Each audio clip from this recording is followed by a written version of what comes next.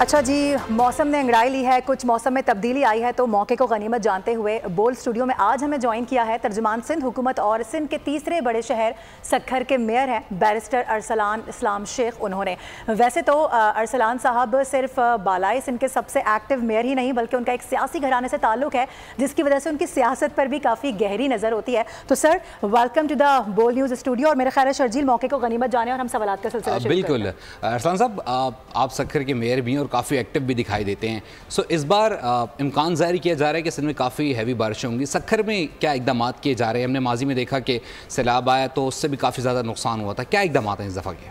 बिस्मिल्लाहिर्रहमानिर्रहीम। जी बिल्कुल different speculations हैं, बल्कि अगर हम बात करें जो मेट्रोलॉजिकल डिपार्टमेंट है गवर्नमेंट ऑफ पाकिस्तान का, जो प्रेडिक्शंस की जाती हैं, तो उसके अंदर ये था कि first week onwards heavy to heavy rainfalls होंगी, जिसको आप 35 टू 75 मिलीमीटर कहा जाता है। लेकिन इसके अंदर लोगों की बड़ी इसमें एक परेशानी भी हो गई। आपके चैनल के तवस्सुल से मैं लोगों को भी बताता चलूँ कि जो हैवी टू हैवी रेनफॉल जो आपकी मेट्रोलॉजिकल डिपार्टमेंट की टर्मिनोलॉजी है, ये उस तरह नहीं है जिस तरह 2022 के अंदर बरसात हुई थी, क्योंकि 2022 के अंदर जो बरसात रिकॉर्ड हुई थी वो ऑन एवरेज 426 मिलीमीटर रिकॉर्ड हुई।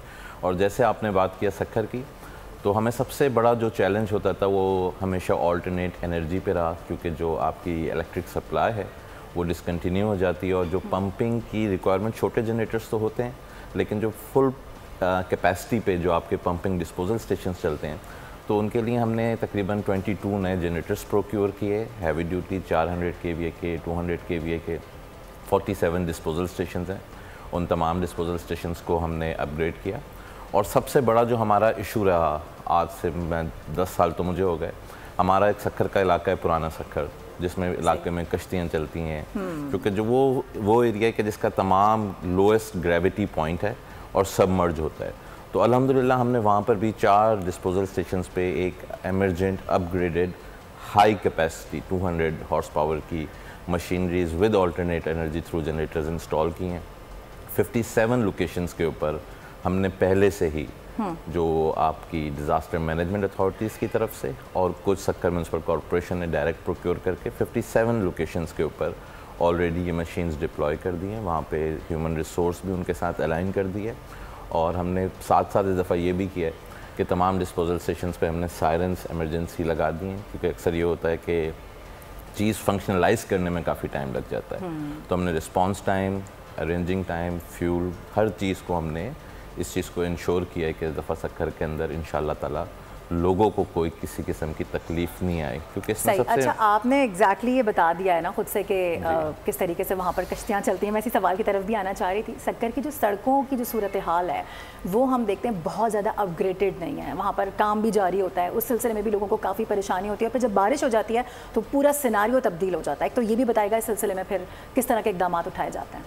जी बिल्कुल, 2022 के जो सैलाब था और बरसात थी कपल विद फ्लड, उसने तमाम हमारा इंफ्रास्ट्रक्चर, ना कि रोड्स बल्कि जो हमारी बिल्डिंग्स थी, हॉस्पिटल्स, डिस्पेंसरीज थी, लेकिन जो मेनली रोड्स थी, हॉस्पिटल, स्कूल्स पे भी काम चल रहा है। लेकिन अगर आप आएँ सक्खर विज़िट करें तो अल्हम्दुलिल्लाह आप ये ज़रूर कहेंगे कि सिंध के अंदर इस वक्त सबसे अच्छा इंफ्रास्ट्रक्चर, 70% ऑफ द एरिया हमने ना सिर्फ वो रोड्स इंफ्रास्ट्रक्चर डेवलप की हैं उनके साथ। अच्छा, जो आप बता रहे हैं वो हम ज़रा अपने नाजरीन को दिखा भी रहे हैं, बड़ा ज़बरदस्त इंफ्रास्ट्रक्चर है। मैं ऑनेस्टली स्पीकिंग कि मैं बड़ा अनअवेयर थी, अभी आपके बाद मुझे ज़रा पता चला और मेरे प्रोड्यूसर मुझे बोल भी रहे हैं कि ज़रा फुटेजेस देखें और उसको नैरेट करें कि कितना अच्छा यहाँ पर आपकी जानिब से काम किया गया है।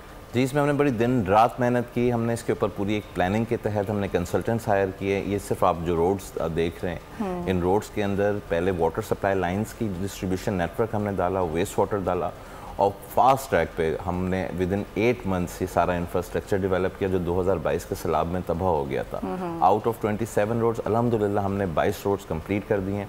रिमेनिंग 5 पे इस वक्त ड्रेनेज का काम 70% कंप्लीट हो चुका है और हम वेट कर रहे हैं कि मानसून सीजन गुजरे, क्योंकि अगर मानसून में आप इंस्टॉल करते हैं तो उसकी जो क्वालिटी है उसको डैमेज होने का खतरा होता है। और आपको पता है हम एक थर्ड वर्ल्ड कंट्री है, लिमिटेड रिसोर्सेज है, बड़ी मुश्किल से रिसोर्सेज अरेंज होते हैं। बिल्कुल अरसलान साहब, हमने यूजुअली कराची में भी देखा है, चूँकि अभी इस वक्त मेयर जो कराची हैं वो भी सिंध गवर्नमेंट की हैं, तो हमने देखा कि जहाँ का काम होता है फिर उसके कुछ ही देर बाद वहाँ पर बारिश होती है या थोड़ी देर से बाद जो सड़कें हैं वो टूट फूट का शिकार हो जाती है। इसका जो मटेरियल है उसकी रोड कारपेटिंग, उस चीज़ को कैसे इंश्योर करेंगे कि अच्छा मटेरियल हो, लॉन्ग टर्म चले? देखें, पाकिस्तान के अंदर ये सारी चीज़ें, क्वालिटी कंट्रोल्स वगैरह अमलन बड़ा मुश्किल होता है। आप जब तक खुद पेन नहीं लेते हैं, और कराची के मेयर होते हैं खुद पेन ले रहे होते हैं कि क्वालिटी कवर को, लेकिन प्राइम जो इशू है वो ये है कि जी प्लानिंग के तहत हो कि आपकी waste water according to the capacity install हो, उसके बाद ये रोड्स बने।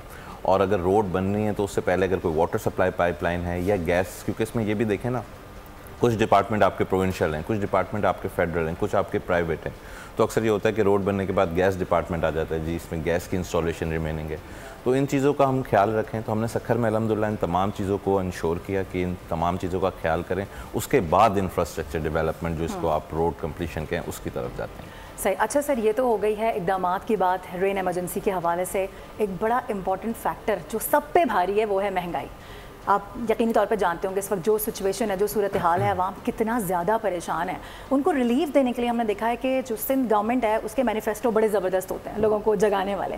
लेकिन अमली तौर पे आप लोग इस पर क्या कर रहे हैं, थोड़ा सा बताइएगा अवाम को किस तरह से रिलीफ दिया जाए? जी, अमली तौर पर सबसे ज़्यादा काम सिर्फ सिंध गवर्नमेंट करती है, ये इतनी आती। मैं आपको 2-3 छोटी मिसालें दूँ कि सिंध का जो इरिगेशन सिस्टम है ये 1408 माइल पे है। तो ये सारा सिस्टम वाटर सप्लाई लोगों के पास जा रही है, तो ये एग्रीकल्चर माशत चल रही है। और 2022 के बाद जब वर्ल्ड बैंक और इंटरनेशनल एजेंसीज ने इसके डैमेज का वो लगाया था, तो तकरीबन $200 बिलियन का इस पर डैमेज हुआ, जिसको रिहेबिलिटेशन फ्लड प्रोग्राम के तहत इमीडिएटली रिपेयर किया ताकि लोगों को पानी पहुँचे और उनकी ये माशत चले। साथ साथ 1 करोड़ 21 लाख लोग मुतासर हुए, 21 लाख मुफ्त घर बनाने का मंसूबा तैयार किया।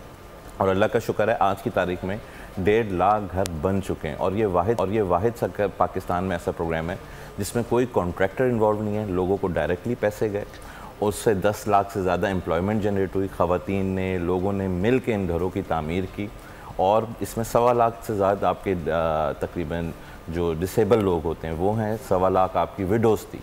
तो सिंध हुकूमत हमेशा काम करती रहती है। अभी फिल फॉर इन हालात को देखते हुए फर्स्ट फेज़ के अंदर, यानी इसके मल्टीपल फेज़ हैं, 2 लाख सोलर पैनल्स लोगों को प्रोवाइड किए जा रहे हैं, जिसमें 80% कॉस्ट जो है वो गवर्नमेंट ऑफ सिंध बेयर करेगी, 20% जो है वो लोग जो हैं वो खुद बेयर करें ताकि वो उसकी ओनरशिप भी हो।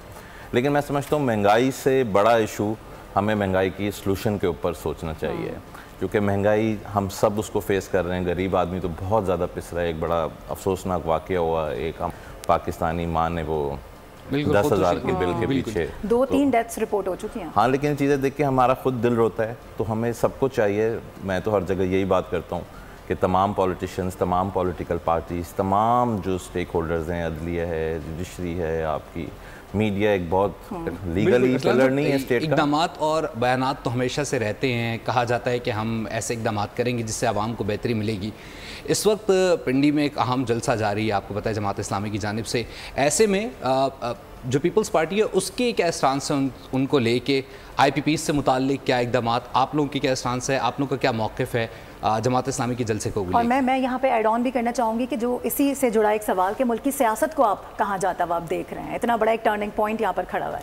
देखें, IPPs और IPPs जैसे तमाम मुआहिदों पे पीपल्स पार्टी का बड़ा क्लियर स्टैंस है कि मुआहिदे वो होने चाहिए जो इससे अवाम को रिलीफ मिले, जिस पे अवाम को बर्डन ना मिले।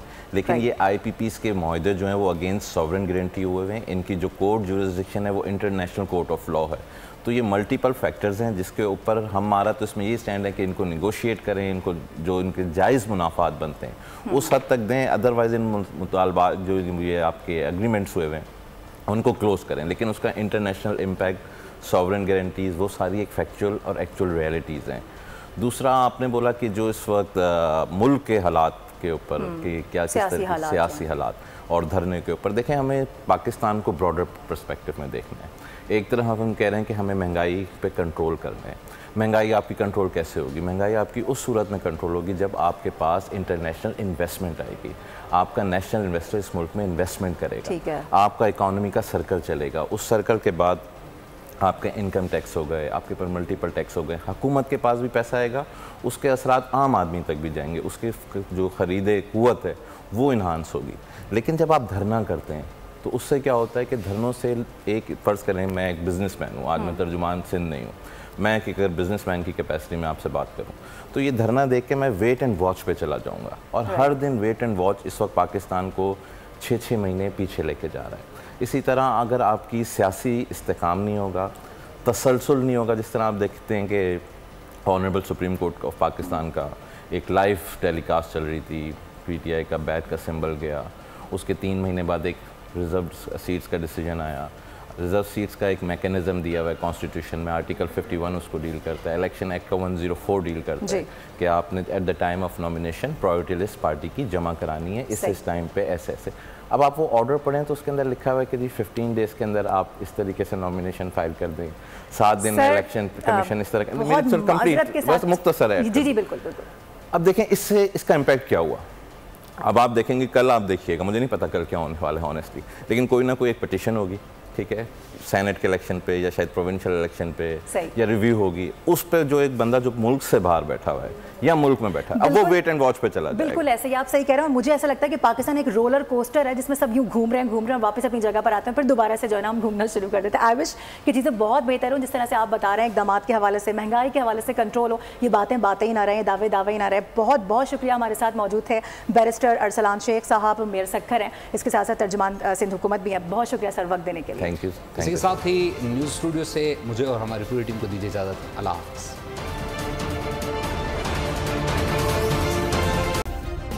सब्सक्राइब करें और बेल दबाएं ताकि कोई खबर रह न जाए।